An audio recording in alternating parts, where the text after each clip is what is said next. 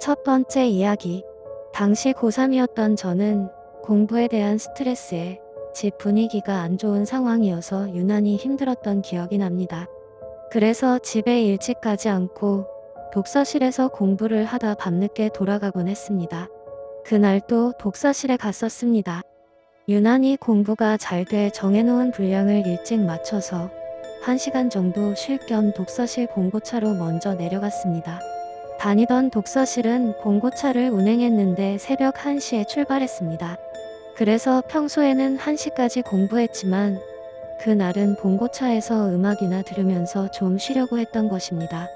맨 뒷자리에 앉아 가방을 뒤적이는데 똑똑 하며 봉고차 창문을 두드리는 소리와 어떤 할머니께서 봉고차 안을 보고 있었습니다. 깜짝 놀라서 비명을 질렀는데 할머니는 아랑곳않고 계속 두드리는 것이었습니다. 차라리 음악 들으면서 눈이라도 감고 있었다면 몰랐을 텐데 할머니가 계속 빤히 쳐다보셔서 어쩔 수 없이 차 밖으로 나갔습니다. 학생, 여기가 어디야? 할머니가 쪽지를 보여주셨습니다. 거기엔 일동 807호라고 쓰여 있었는데 봉고차가 세워진 곳 바로 옆에 있는 동이었습니다. 할머니, 여기가 일동이에요. 여기로 올라가시면 돼요. 할머니가 갑자기 제 손목을 꽉 잡았습니다. 그러지 말고 데려다 줘. 갑자기 손목을 잡혀서 깜짝 놀랐거니와 혹시 인신매매 괴담이 생각나서 무서워졌습니다. 그렇다고 할머니가 도움을 요청하시는 것을 그대로 무시할 수도 없었습니다. 시계를 보니 12시 30분. 아직 출발까지 시간은 있었습니다. 네, 할머니. 제가 모셔다 드릴게요. 따라오세요. 좋은 일하는 셈 치고 같이 올라갔습니다. 엘리베이터를 탔는데 할머니가 중얼거리듯이 말씀하셨습니다. 택시비가 너무 많이 나왔어. 택시비가 너무 많이 나왔어. 얼마나 나왔는데요? 3만 원. 많이 나왔네요. 어디서 오셨어요? 망우리에서 왔는데 택시비가 너무 많이 나왔어. 당시 목동에 살고 있었는데 택시를 장거리로 타본 적이 없어서 그냥 그런가 보다 했습니다. 8층에 도착하고 엘리베이터 문이 열리자 갑자기 제 손목을 꽉 잡았습니다. 발소리 내지 마. 네? 발소리 내지 마. 속으로 이상한 할머니라고 생각했지만 일단 올라왔으니 집까지 모셔다 드리려고 807호를 봤습니다. 복도식 아파트였는데 807호 문이 반쯤 열려 있었습니다. 사람들이 많이 모여 있는 것 같은 느낌도 들었습니다. 할머니 들어가시는 거 보고 갈게요. 그냥 가, 어서. 발소리 내지 말고. 할머니 말이 이상했지만 봉고차 출발 시간도 다가와서 엘리베이터로 향했습니다. 그래도 할머니가 가셨는지 걱정되어 바로 뒤돌아봤는데 할머니는 사라지고 없었습니다. 엘리베이터에서 807호까지 꽤 거리가 있었는데 불과 몇 초 사이에 사라지신 겁니다. 그러고 보니 발소리도 듣지 못했습니다. 저는 갑자기 소름이 돋아 서둘러 봉고차로 향했습니다.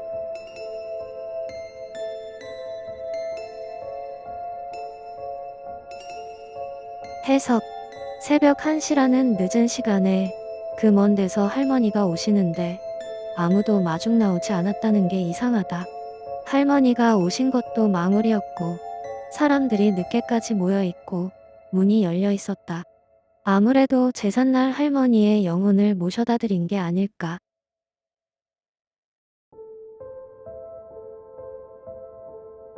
두 번째 이야기. 네덜란드의 한 비행기 승객 중 아기를 동반한 부부가 탑승하고 있었다. 미국까지의 장거리 비행이었지만 아기는 수면제라도 먹은 듯 일어나지 않고 잠만 자는 것이었다. 울기는커녕 손끝 하나 움직이지 않아 이상하게 여긴 스튜어디스는 기내의 의사에게 아기를 보여주려 아기를 들어올린 순간 무서운 사실이 발각되었다. 그 젊은 부부는 사실 결혼한 사이도 뭣도 아닌 마약 밀수범이었다.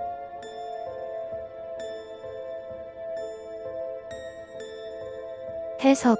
마약 밀수 방법으로 아이의 뱃속을 가른 후 그 안에 마약을 넣은 것이다.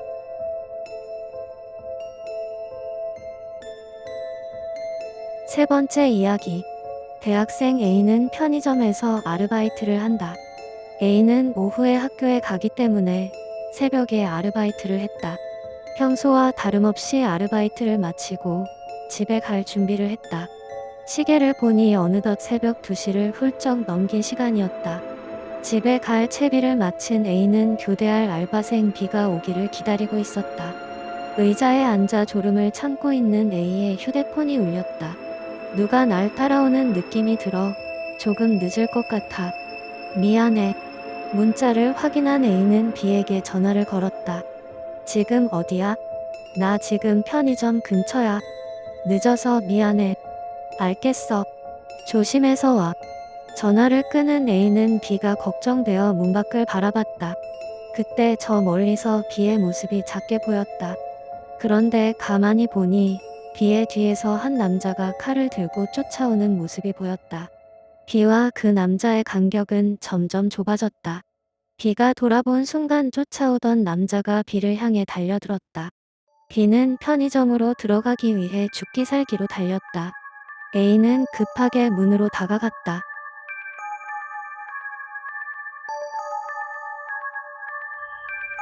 해석. A는 자신에게도 해가 가해질까봐 문을 잠근 것이다.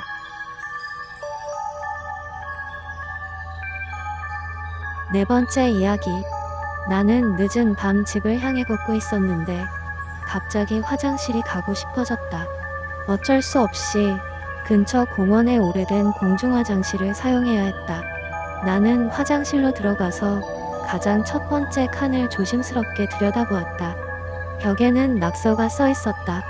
오른쪽에는 이 화장실은 귀신 들렸어 라고 적혀 있었고 왼쪽에는 이 낙서는 바뀔 것이다 라고 적혀 있었다. 나는 첫 번째 칸으로 들어가서 바지를 내리고 변기 위에 앉았다. 이를 보는 도중에 나는 벽에 쓰여진 이상한 낙서들이 생각났다. 나는 다시 한번 낙서를 쳐다봤다. 오른쪽에는 이 화장실은 귀신 들렸어 라고 적혀 있었고 왼쪽에는 이 낙서는 바뀔 것이다 라고 적혀 있었다. 낙서가 바뀌지 않았으니 화장실은 귀신 들린 게 아니잖아.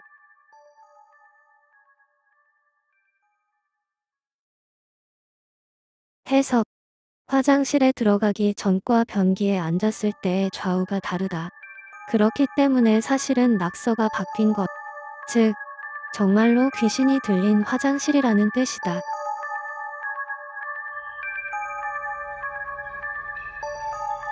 다섯 번째 이야기. 집에 들어가는 길에 뺑소니를 당해 입원을 하게 되었다. 다행히 심한 부상은 아니어서 간단한 수술을 하고 재활하던 도중 친구가 찾아왔다. 병문안 가지 못해서 미안하다. 괜찮아. 신경 쓰지 마. 범인 얼굴은 봤어? 아니, 갑자기 당해서 못 봤어. 그래? 그렇군. 너도 조심해라. 사고 당하는 거 한순간이더라. 그래. 난 이제 돌아갈게. 다음엔 진짜로 병문안 올게. 응. 와줘서 고맙다.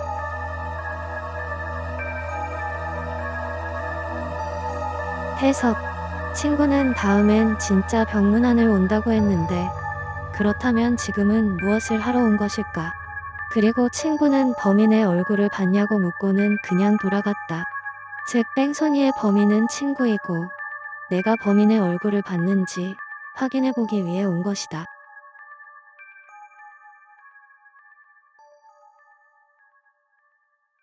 여섯 번째 이야기. 그날따라 지하철에 사람들이 붐볐다. 대학생 A는 조마조마한 마음으로 지하철을 기다리고 있었다.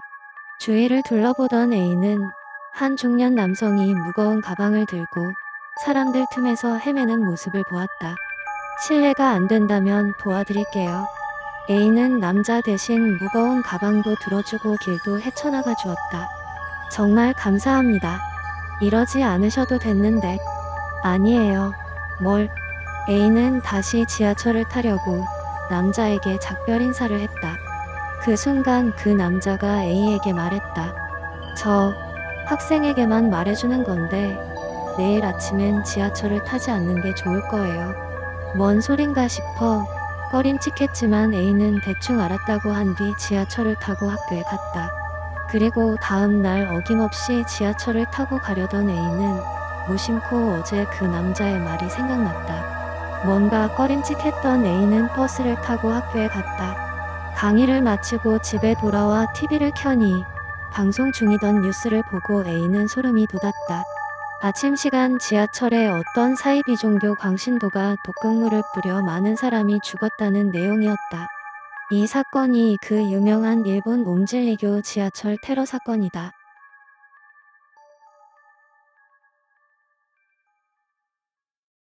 해석. A가 도와준 그 남자가 테러범이었다.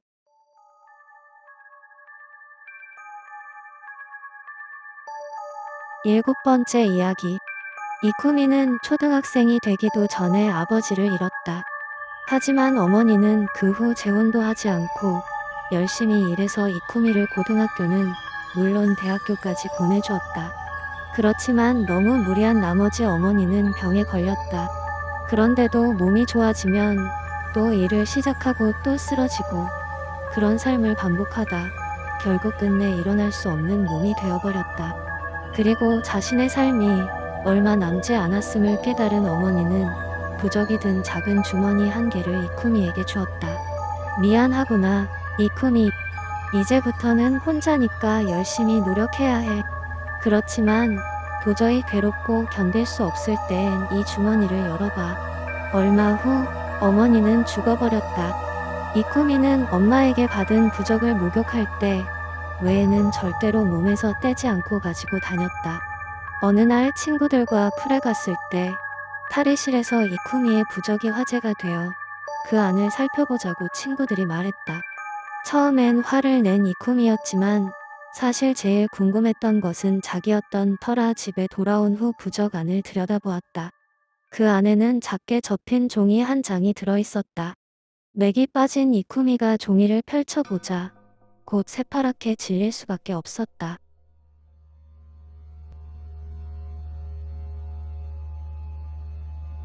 해석. 거기에는 흐트러진 글씨로 이쿠미 죽어라 라고 적혀 있었다. 여덟 번째 이야기. 한 남자가 어린 여자아이를 숲속 깊은 곳으로 데리고 갔습니다. 여자아이는 무서워, 무서워 하며 울기 시작했습니다. 그러자 그 남자가 말했습니다. 무서워? 나는 혼자 돌아가야 하니까 더 무서워. 해석. 여자아이를 죽여 숲속에 버린 후 혼자 돌아온다는 뜻.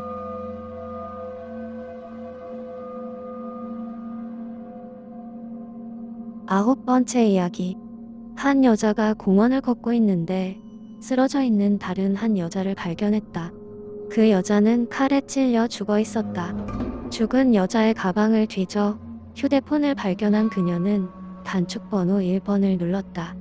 남자친구라고 저장이 되어 있었다. 남자친구에게 여자가 죽었으니 빨리 오라는 말을 해주고 전화를 끊었다. 몇 분 후 남자친구가 도착했다.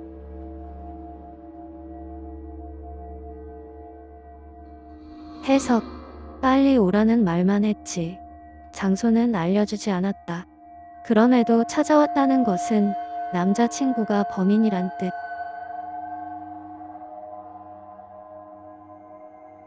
열 번째 이야기. 한 산악회에서 산을 갔다. 회원 중에는 시각장애인도 한 명 있었는데 산을 무척이나 좋아했다. 산행 도중 예상치 못한 폭설로 모두 동굴에 피신했지만 빠져나갈 방법이 없었다. 며칠이 지나고 어떤 한 산악회원이 말했다. 우리 이대로 굶어 죽으니 차라리 서로의 팔을 잘라서 먹고 버티자. 산악회원들끼리 서로 고통스럽게 지르는 비명소리가 들렸고 시각장애인 역시 자신의 팔을 내주었다. 그렇게 며칠간 버틴 끝에 구조대에서 산악회원들을 찾았고 모두는 살았다는 안도감에 기뻐했다. 시각장애인의 귀에도 회원들이 박수치며 웃는 소리가 들렸다.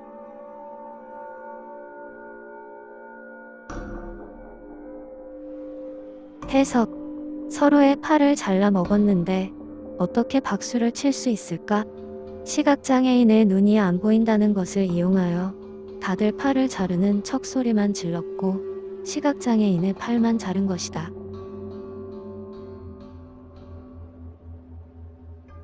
11번째 이야기. 몸이 불편한 아이가 있었다. 그는 두 손 두 발이 없는 선천적 질병을 가지고 태어났다. 의사가 그에게 학교에 갈 수 없다고 말했지만 부모는 아이의 의사를 존중해주고 싶었다. 아이는 학교에 가고 싶어 했기 때문에 결국 초등학교에 입학하게 되었다. 그러던 어느 날 그 아이가 지능투성이가 되어 돌아왔다. 무엇을 했냐고 물어보니 웃는 얼굴로 럭비를 했다고 답했다. 그렇게 즐거웠니? 다른 아이들과 달라 학교에 보내는 것이 조금은 걱정되었던 부모님은 아이의 모습을 보고 안심할 수 있었다. 해석. 손과 발이 없는데 어떻게 럭비를 할 수 있을까? 아이의 몸을 럭비공으로 쓴 것이다.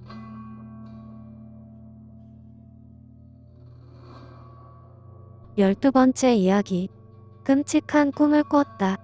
아빠가 소름 끼치는 표정으로 나를 보고 있었다. 그러더니 혼자 배를 잡고 깔깔 웃는다.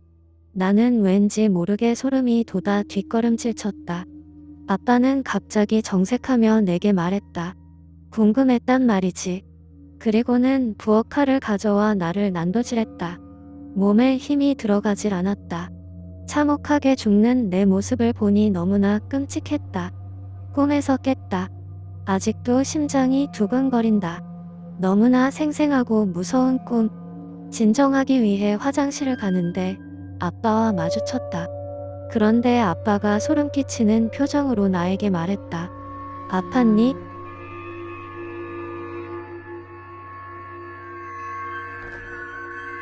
해석. 아빠도 나와 같은 꿈을 꾼 것. 아빠는 꿈속에서 궁금했다며 나를 살해했었다. 평상시에 아빠는 무슨 생각을 하고 있던 것일까?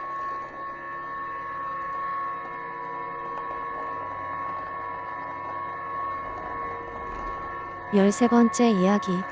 어느 공업고등학교에서 아크 용접 실습을 했을 때의 일이다. 아크 용접의 경우 철을 대략 3000도의 초고온으로 가열해서 가공하기 때문에 현장은 지옥 같은 더위 속에 놓이기 마련이다. 어느 한 학생이 그 더위를 참지 못해 차광 안경을 벗고 이마에 땀을 닦았다. 그런데 그 순간 그 학생은 직접 아크 용접의 불꽃을 봐버렸다.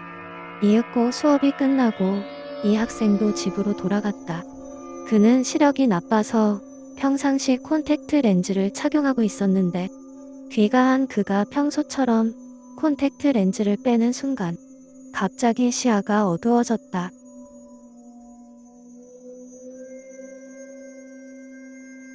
해석. 그가 불꽃을 봤을 때 열에 의해 각막과 렌즈가 융합해버린 것. 그래서 콘택트 렌즈를 빼는 순간 각막도 함께 벗겨졌다.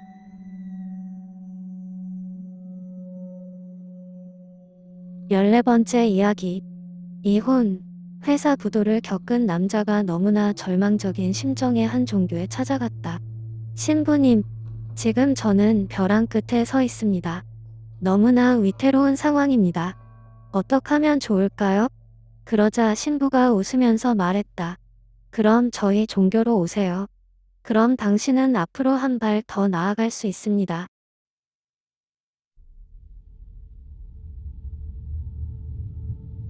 해석. 남자는 벼랑 끝에 서 있다고 말했다. 거기서 앞으로 한 발 더 나아간다는 것은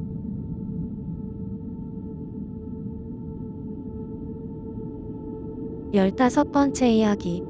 난 다른 사람의 시간을 멈출 수 있다. 시간을 멈춘 사람 빼고는 다 평상시처럼 생활한다. 그런데 다시 시간을 가게 하는 방법은 모른다.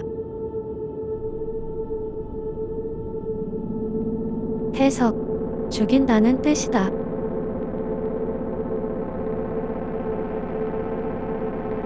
16번째 이야기. 분명 아무도 없는데도 집에서 이상하게 인기척이 느껴지길래 집안에 불이란 불은 다 켜고 목욕탕에 들어갔다. 다 씻고 나오면서 발에 쓰레기통이 채여 넘어졌을 때는 되려 괜찮았다. 오히려 수건을 두르고 나와 불을 켰을 때 벽에 걸려있던 가방이 떨어져서 쫄았다.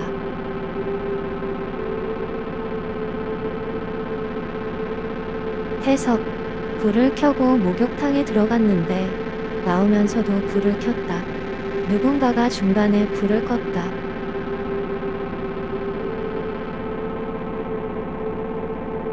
17번째 이야기.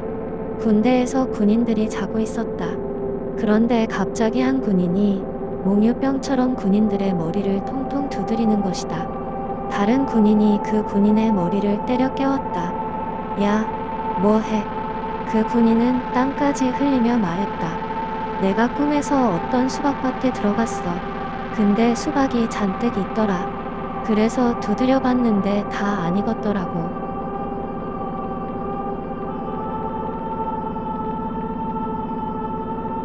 해석. 만약 꿈속에 수박이 익었더라면 그 수박을 먹기 위해 수박을 쪼갰을 것이다.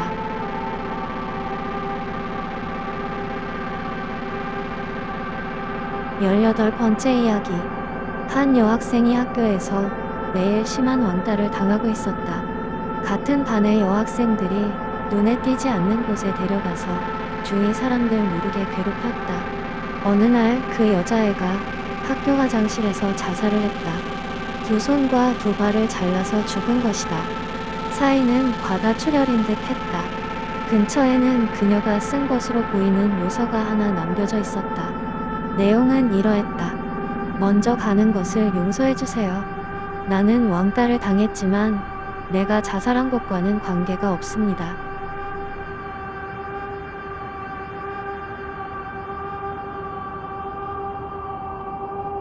해석. 스스로 자신의 두 손과 두 발을 자를 수가 없다.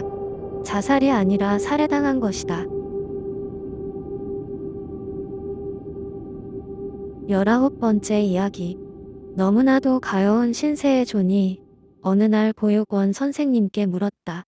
선생님, 저는 왜 부모님이 없나요? 너의 부모님은 어렸을 때 흑인 강도에게 살해당했단다. 저는 왜 걸을 수도 없고 앞도 보이지 않는 거죠? 그 강도에게 끔찍한 일을 당했기 때문이야. 존은 흑인을 원망했다. 흑인을 혐오하게 되었다. 어려운 일이겠지만 언젠가 범인을 찾아 복수하겠다고 다짐했다. 어느 날 선생님께서 말했다. 기뻐하렴, 존. 다리와 눈을 고칠 수 있게 되었어. 존은 우선 다리 수술을 받고 그 다음 눈 수술을 받게 되었다. 그리고 그 다음 날 존은 기차에 뛰어들었다.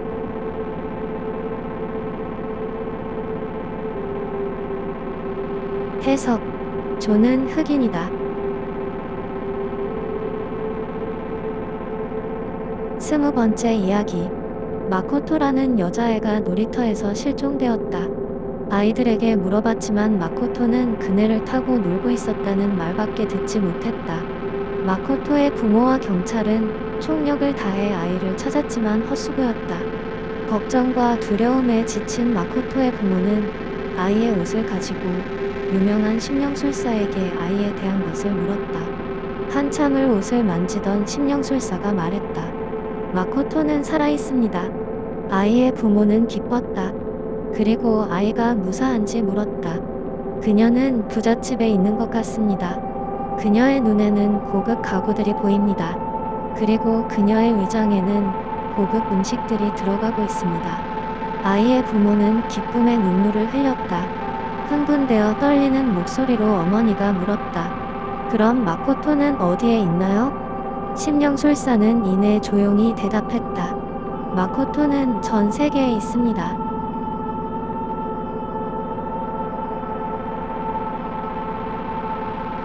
해석. 마코토는 장기 매매되어 전 세계에 팔려갔다.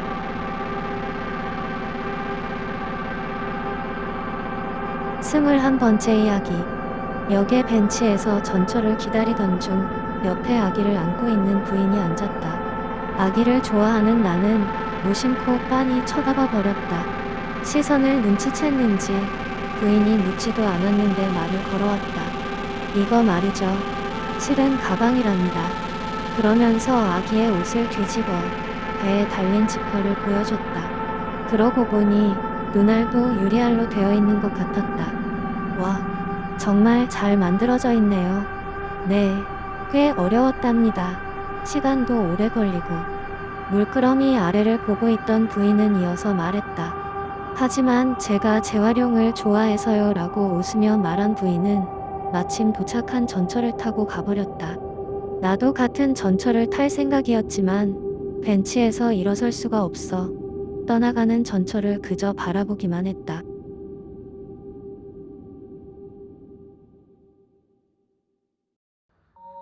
해석. 실제 아기를 죽인 후 재활용에 만들었다. 22번째 이야기. 어떤 지방에 큰 지진이 일어났다.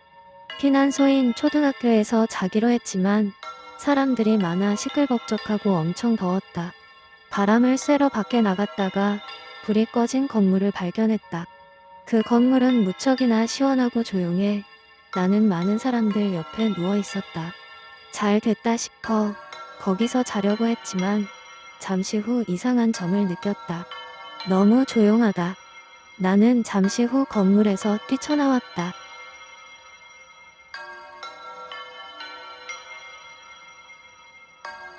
해석. 다른 사람들은 모두 시체이다. 그 건물은 시체들을 모아놓은 안치소였던 것.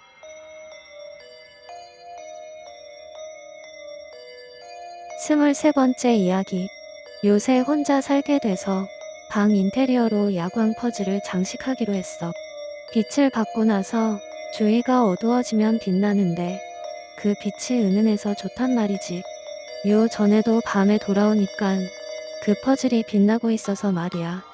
왠지 반겨주는 것 같아서 마음이 포근해졌어. 또 퍼즐이 하고 싶기도 하고 다음엔 2000피스짜리 사서 해볼까나.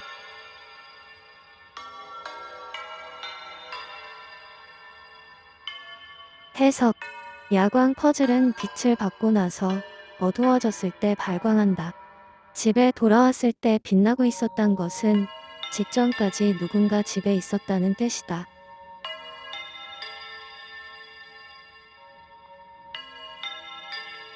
24번째 이야기. 베트남 전쟁이 끝나고 집으로 돌아가기 전날 청년 병사는 자택에 전화를 걸었다. 내일 돌아가는데 달리 갈 데가 없는 친구를 데려가고 싶어. 집에서 같이 살아도 괜찮을까? 아들이 돌아간다는 소식에 기뻐 날뛰던 부모는 물론이라고 울면서 대답했다. 하지만 한 가지 말해두고 싶은 게 있어. 걔는 지뢰를 밟아서 말이야. 한쪽 팔이랑 한쪽 다리를 잃어버렸어. 하지만 나는 걔를 집에 데리고 돌아가고 싶어. 그 말에 부모는 입을 다물고 말았다. 며칠 동안이라면 괜찮지만 장애인 뒤치다꺼리는 큰일이란다. 집에 있는 동안 그 친구가 살만한 곳을 같이 찾아보자꾸나. 너에게도 우리들에게도 각자의 인생이 있으니까 그 친구 뒤치다꺼리 하느라 평생을 저당 잡히는 건 안 될 일이잖니. 이윽고 모친이 그렇게 말하자 아들은 아무 말 없이 전화를 끊었다. 다음 날 경찰에게 전화를 받고 청년 병사의 부모는 그가 빌딩 옥상에서 떨어져 죽었다는 사실을 알게 되었다. 아들의 시체와 대면한 부모는 할 말을 잃고 울며 주저앉았다.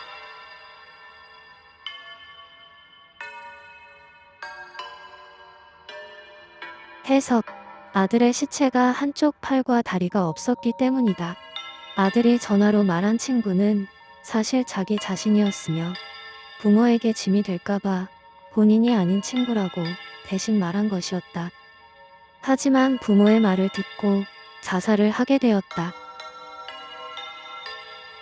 25번째 이야기. 내가 아주 어릴 적 막 유치원을 다니던 시절의 기억이다. 하루는 엄마가 저녁을 먹고 좋은 곳에 가자고 내 손을 잡고 시골 밤길을 걷기 시작했다. 엄마가 나를 끌고 도착한 곳은 기차가 다니는 철로였다. 내 손을 잡고 철로 한가운데에 서 있는 엄마. 차단기가 내려오고 기차가 오는 상황. 나는 무서운 마음에 철로 바깥으로 나가려고 했다. 기차는 지나갔고 엄마는 끝까지 내 손을 잡고 있었다. 기차가 지나간 후에도 엄마가 내 손을 잡고 있는 그 느낌. 나는 지금도 그 느낌이 싫어서 성인이 되어서도 누군가의 손을 잡는 것이 싫다.